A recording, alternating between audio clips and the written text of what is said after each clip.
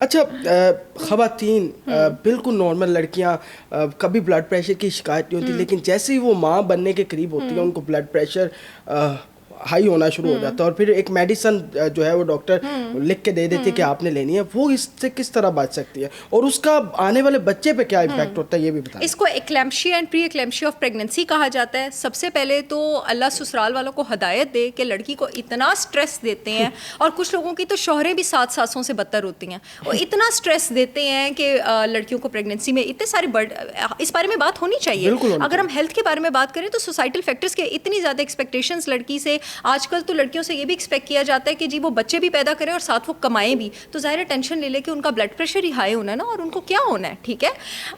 दूसरी बात आपके पास ये आ जाती है कि अगेन अब डाइट और लाइफस्टाइल फैक्टर्स की तरफ आ जाते हैं। वो लोग जो अपनी डाइट का ख्याल नहीं रखते और प्रेगनेंसी में भी अनहेल्दी डाइट लेते हैं। अगर आपका प्रेगनेंसी में भी सस्टेन्ड इंसुलिन रिलीज़ हो रहा है और आपके स्ट्रेस हार्मोन का रिलीज़ हो रहा है तो आपकी ब्लड वेसल्स जो है वो कैल्सीफाई होना शुरू हो जाएंगी। एक और चीज़, प्रेग्नेंट बच्चियाँ, बहनें, बेटियाँ अपनी डाइट में विटामिन K2 का ख्याल रखें।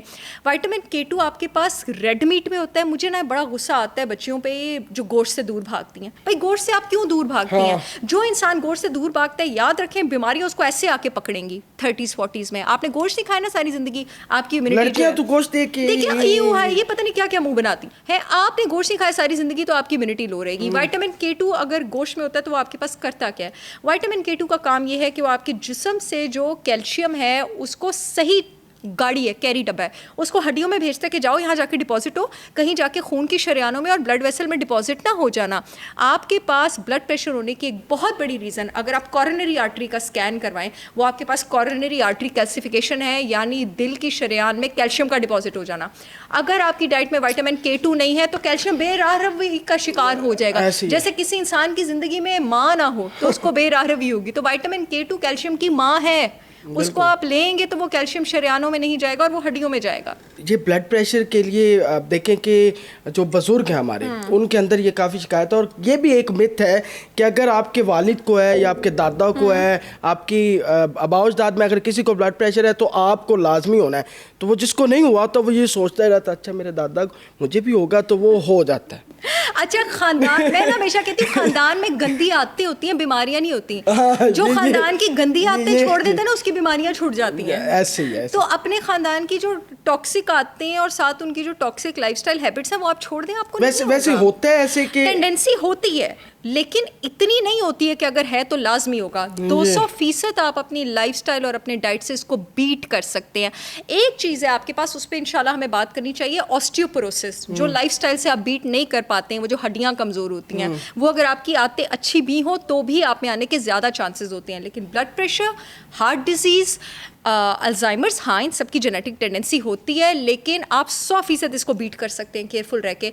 लेकिन अगेन फिर आगे अल्लाह ताला के हाथ में है, बीमारियाँ कुछ अगर वो आनी है तो आनी है, लेकिन बीट आप कर सकते हैं। पिंक सॉल्ट और सफ़ेद सॉल्ट, पिंक सॉल्ट दोनों में फ़र्क बता दें, और हमारे घरों में ज़्यादा सफ़ेद नमक यूज़ होता है वो बता देंगे ताकि वो तो एक मिनट उठाए ना। पिंक सॉल्ट तो इंशाल्लाह बहुत जल्दी मेरी ब्रांड होलिस्टिक विजडम बाय सहर चावला भी लॉन्च करेगी, और मैं जो चीज़ लॉन्च करती हूँ वो मैं इसीलिए करती हूँ क्योंकि वो हेल्दी होती है। उसका फ़ायदा भी बता दें। पिंक सॉल्ट में आपके पास, अच्छा, हम लोग सॉल्ट को समझते हैं कि सिर्फ सोडियम क्लोराइड है। हमने अपनी बॉडी में जो इलेक्ट्रोलाइट बैलेंस करने होते हैं वो 64 और भी होते हैं। पिंक सॉल्ट में आपके पास 30 to 40 मिनरल्स हैं। जब वो आप लेते हैं तो आप अपनी बॉडी को बैलेंस करते हैं। तो हमेशा आपको पिंक सॉल्ट को सॉल्ट पे प्रेफर करना चाहिए ऑलवेज, जिसको हिमालयन सॉल्ट भी कहते हैं। आपके पास आप ज़्यादा मिनरल्स लेते हैं, आप ज़्यादा ग़िज़ाइयत लेते हैं, आप अपनी बॉडी में सोडियम और पोटेशियम का ज़्यादा बैलेंस क्रिएट करते हैं। अगेन इसको आपको दिन में 1 से 2 टीस्पून से ऊपर नहीं लेना चाहिए किसी भी सॉल्ट को।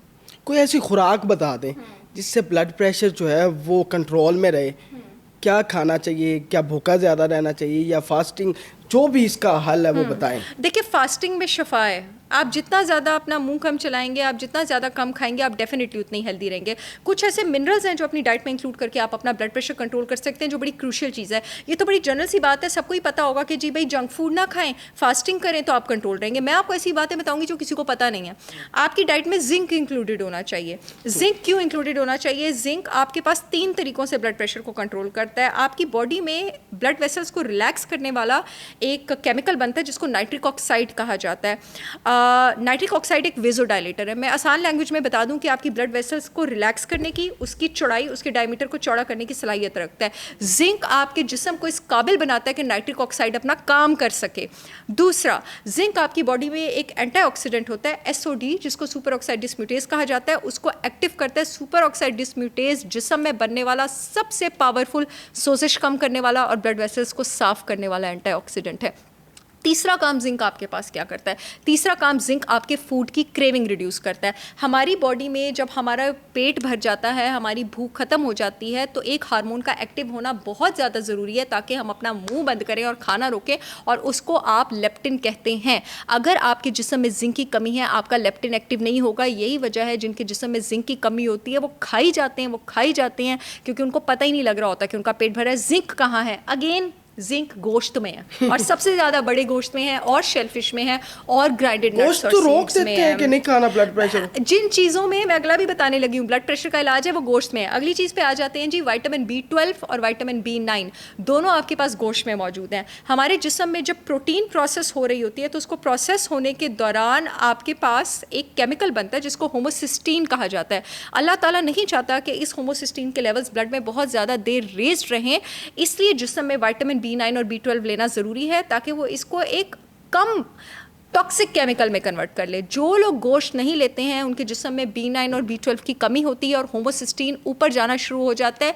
ये मैं नहीं कहती हूँ, ये ऑथेंटिक रिसर्चेस कहती हैं कि जब होमोसिस्टीन ऊपर जाता है ब्लड प्रेशर भी होता है, कार्डियोवास्कुलर डिजीजेस भी होते हैं, आपको कोलेस्ट्रॉल की बीमारियां भी होती हैं। ये कहाँ है? ये गोश्त में है। आप लंबी जिंदगी जीना चाहते हैं, गोश्त खाएं। गोश्त किसी भी सूरत में खा सकते हैं। गोश्त आपने पका हुआ सालन हो, भुना हुआ हो। अच्छा, ये भी बड़ा अच्छा क्वेश्चन है। ये लाजमी बताएं। अगर पका हुआ सालन है उसमें गोश्त करें, या बॉयल मीट करें, या भुना हुआ, क्योंकि आपने बारबेक्यू में भी कहा था कि उसमें भी ऐसा कुछ बारबेक्यू नहीं करना ना भाई।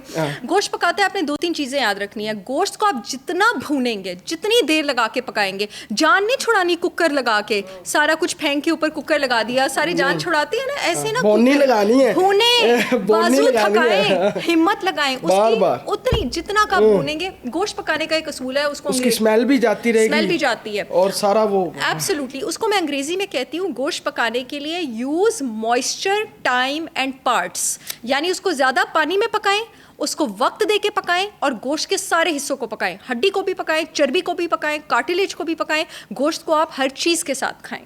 तो गोश्त से फायदा उठाने का ये तरीका है, यानी कि इस तरह खाया जा सकता है। और बारबेक्यू ना करें, उसको भून के खाएं।